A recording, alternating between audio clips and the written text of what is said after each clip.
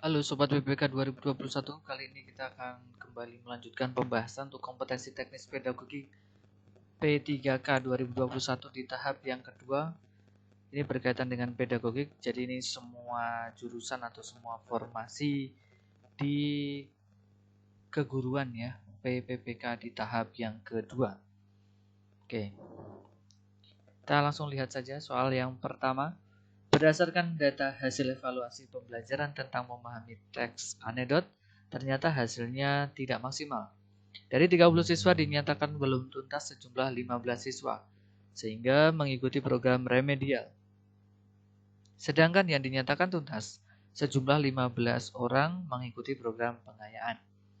Pertanyaannya adalah, kegiatan pengayaan untuk 15 siswa dapat dilakukan oleh guru dengan cara A. Digabung dengan siswa yang belum mengikuti atau belum tuntas ikut remedial. B. Melanjutkan materi pada KD selanjutnya. C. Diberikan bahan ajar berupa modul. D. Mengadakan pendalaman materi terkait dengan KD tersebut. E. Memberi tugas mengerjakan lembar kerja siswa. Karena ini judulnya adalah pengayaan atau enrichment, memperkaya, maka yang benar adalah memperdalam ya pengetahuan berkaitan dengan kompetensi dasar di KD tersebut, teman-teman. Berarti melakukan pendalaman materi. Berarti optionnya adalah mengadakan pendalaman materi terkait dengan KD tersebut. Ini ya, ada KD tersebut. Jadi jawabannya D. Jangan terkecoh. B. Melanjutkan materi pada KD selanjutnya. Berarti itu meninggalkan rekan-rekan yang remedial. Berarti itu asas adil di dalam kegiatan penilaian itu justru tidak terpenuhi. Kenapa? Karena berarti meninggalkan. Berarti nanti otomatis ketika yang remedial sudah tuntas, masuk ke KD selanjutnya, berarti kan semakin ada gap-gapnya semakin jauh. Nah, yang tepat adalah tetap stay di KD tersebut tetapi lebih dalam. Namanya saja pengayaan atau enrichment. Maka jawabannya tepat adalah D. Nomor 2. Upaya merancang pengayaan bagi peserta didik yang mencapai ketuntasan belajar optimal tampak dalam kegiatan guru sebagai berikut. A. Memberikan tambahan materi berupa sumber ajar dari pengarang yang berbeda. B. Diberikan soal serupa untuk memastikan tingkat keberhasilan belajar. C. Diberikan materi bahan ajar yang lebih tinggi tingkatannya dan mengerjakan soal-soal yang memiliki kesulitan tinggi. D. Memberikan tambahan sumber bacaan yang lebih mendalam dan tingkat variasi yang rendah. Berikut instrumen tesnya yang sesuai. E. Memberikan tes tambahan dengan tingkat kesukaran lebih tinggi. Nah, perlu berhati-hati. Di sini, kalau ini merancang pengayaan, bagi peserta yang sudah mencapai ketuntasan, berarti tidak untuk dites ulang karena dia sudah memenuhi. Maka memberi tes tambahan ini tidak sesuai. Memberi tes tambahan berupa uji ulang itu tidak sesuai. Kenapa? Karena dia sudah mencapai ketuntasan. Yang dia lakukan di pengayaan adalah memperdalam, kan begitu. Nah, maka kita analisis ya. Yang D memberikan tambahan sumber bacaan yang lebih mendalam, ini sudah bagus nih, lebih mendalam. Tapi yang membuat salah di sini tingkat variasinya rendah ini. Dan ditambah ada instrumen tesnya. Nah, kemudian diberi soal serupa untuk memastikan tingkat keberhasilan, kan sudah memenuhi KKM ya, jadi tidak perlu lagi.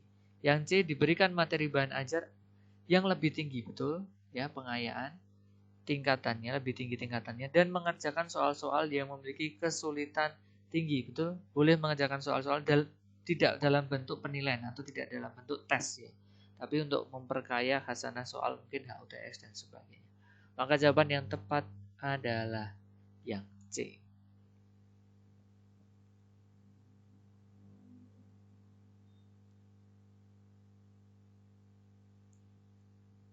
Nomor 3.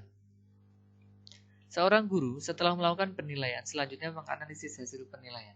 Ternyata terdapat beberapa peserta didik yang belum mencapai tingkat ketuntasan pada KD tersebut. Peserta didik yang belum mencapai ketuntasan mengalami kesulitan yang berbeda-beda. Maka strategi pelaksanaan pembelajaran remedial adalah A. Pemberian bimbingan secara berkelompok. B. Pemberian bimbingan secara individu. C. Pemberian pembelajaran ulang. D. Pemberian tugas-tugas latihan secara khusus. Atau E. Pemanfaatan tutor sebaya. Kita harus mengetahui prosedur remedial beserta prosentasenya. Ketika 0%, sampai dengan 20% yang remedial, maka dilakukannya adalah pemberian bimbingan yang bersifat individu. Ciri khasnya di sini adalah ditekankan kalau individu berarti tingkat kesulitannya itu berbeda-beda, ya. Sehingga tidak bisa dimasukkan dalam satu kelompok. Ketika persentase 20% hingga 50%, maka itu dilakukan pemberian bimbingan secara berkelompok.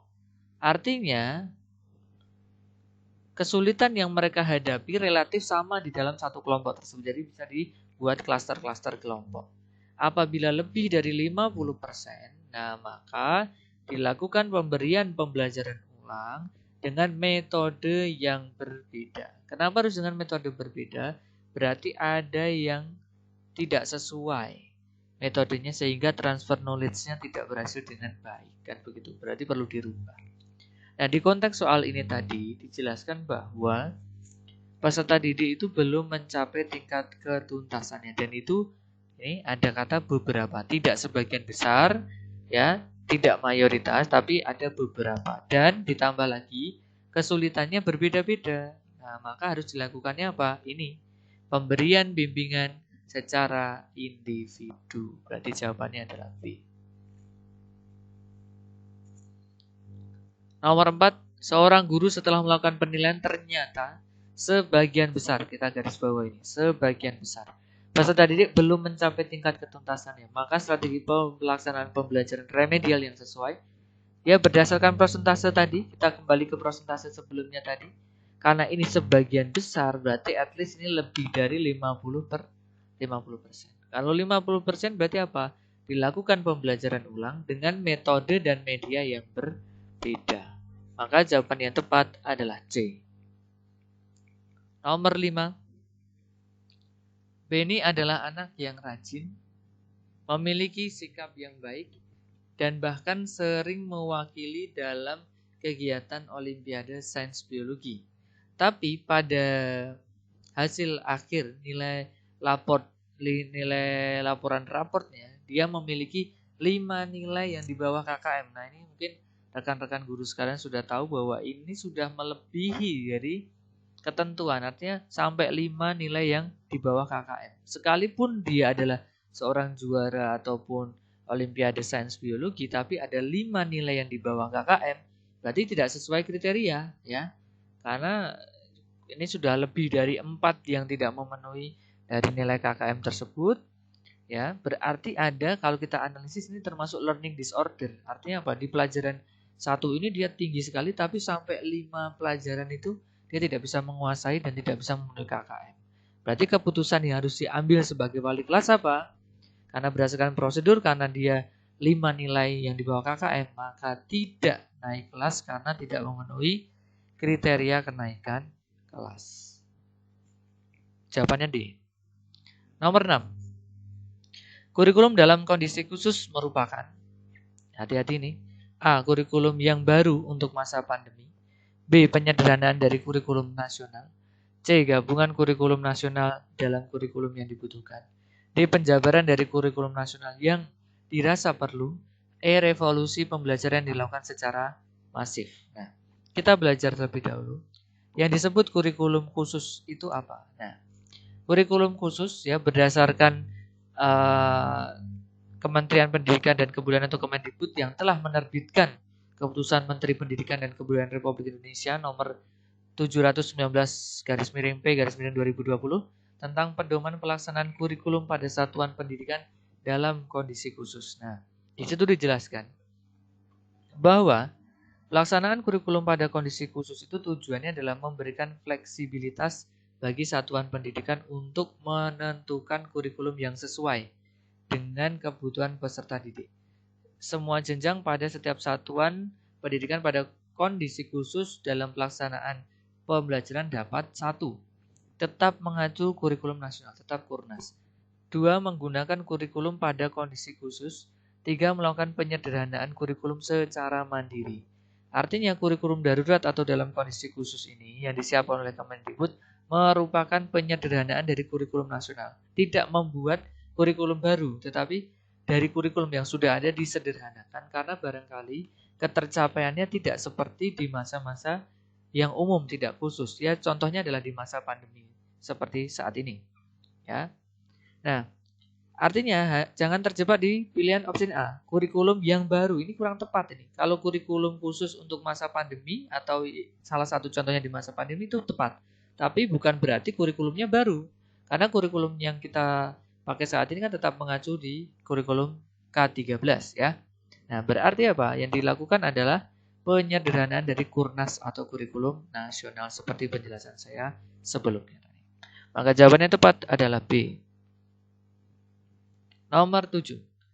Kebijakan penyederhanaan RPP merupakan salah satu kebijakan Merdeka Belajar yang diusung oleh Menteri Pendidikan dan Kebudayaan Republik Indonesia Nadiem Anwar Makarim untuk mendukung program prioritas Presiden Republik Indonesia Joko Widodo dalam upaya meningkatkan pembangunan sumber daya manusia yang unggul dan bermutu. Kebijakan ini mengangkat tentang penyusunan dan pengembangan RPP yang dapat dilakukan secara sederhana oleh guru sesuai dengan prinsip sebagai berikut. A. Orientasi pada kurikulum, efektif dan efisien. B. Berorientasi pada kurikulum, inovatif, efisien dan efektif. C. Berorientasi pada siswa, efisien dan efektif. D. Berorientasi pada siswa dan kurikulum. Atau E. Efisien dan inovatif. Ya, berdasarkan penyederhanaan RPP itu menganut 3 prinsip, berorientasi pada siswa, kemudian efisien dan juga efektif. Maka jawaban yang tepat adalah C. Nomor 8. Seperangkat atau sistem rencana dan pengaturan mengenai isi dan bahan yang dipedomani dalam aktivitas belajar mengajar disebut A. RPP, B. Silabus, C. Kurikulum, D. Program tahunan, atau E. Program semester. Di sini ada kata kunci sistem. Kemudian mengenai ada isi dan ada bahan yang jadi pedoman. Berarti itu apa? Sistem, isi, bahan yang dipedomani itu adalah kurikulum. Jawabannya adalah C. Hati-hati jangan terjebak RPP ya. Kalau RPP kan rencana ya, pembelajaran ya.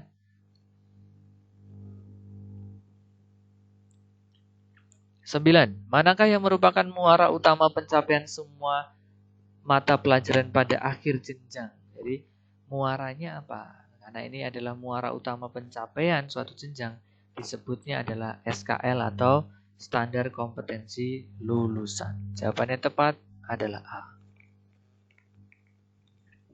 Nomor 10. Sejumlah kompetensi atau kemampuan yang harus dikuasai, digaris bawahi, harus dikuasai peserta didik dalam mata pelajaran tertentu sebagai rujukan penyusunan indikator kompetensi dalam suatu pelajaran disebut A. Kompetensi inti, B. Kompetensi dasar, C. Silabus, D. RPP, atau E. Standar Kompetensi Lulusan. Karena di situ ada kata kunci yang harus dikuasai peserta didik, berarti ini adalah kompetensi yang paling dasar yang harus dicapai oleh peserta didik. Ya, dijadikan rujukan dalam penyusunan indikator kompetensi yang disebut sebagai kompetensi dasar atau KD. Oke, demikian video pembahasan kali ini berkaitan dengan kompetensi teknis pedagogik. Semoga bermanfaat. Jangan lupa like, komen, dan subscribe channel Mentor PPPK 2021. Semoga rekan-rekan semuanya dipermudah untuk menjadi ASN di tahap yang kedua. Salam hebat, salam cerdas Mentor PPPK 2021. Terima kasih.